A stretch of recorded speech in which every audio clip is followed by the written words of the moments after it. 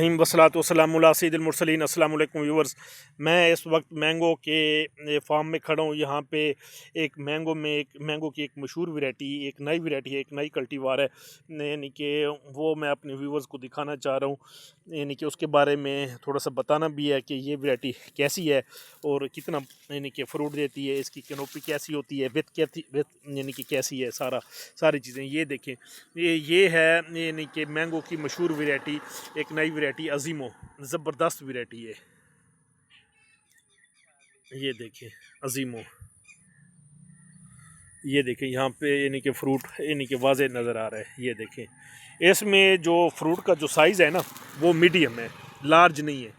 तो जो है ना मीडियम साइज़ है, यानी कि फ्रूट की एक तो जो है ना यानी कि नंबर ऑफ़ प्लांट ज़्यादा हैं, यानी कि एक नंबर ऑफ़ प्लांट जो है ना ज़्यादा, यानी कि क्योंकि इसकी जो साइज़ है कैनोपी का, यानी कि मैंगो की कैनोपी का, वो यानी कि मीडियम है, स्मॉल टू मीडियम है। बाकी जो ट्रेडिशनल जो यानी कि दूसरी जो यानी कि सफ़ेद चौसा, काला चौसा, उन वैरायटियों की निस्बत इसका जो साइज़ है वो छोटा है।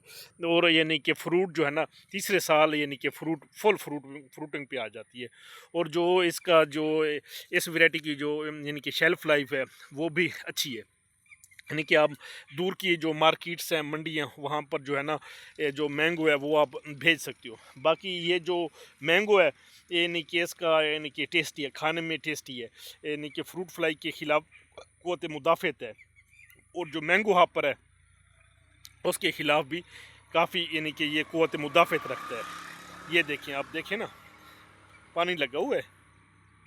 बाकी ये जो वैरायटी है ये यानी कि जुलाई एंड पे जो है ना इसकी यानी कि क्या कहते हैं हार्वेस्टिंग शुरू होती है अगस्त में, यानी कि सितंबर में जो है ना ये यानी कि ये वैरायटी मार्केट में अवेलेबल होती है। जब मैंगो की जो दूसरी वैरायटी हैं वो यानी कि मुयसर नहीं होती तब ये वैरायटी होती है। इज़्ज़त से बिकता है, अच्छे रेट पे बिकता है।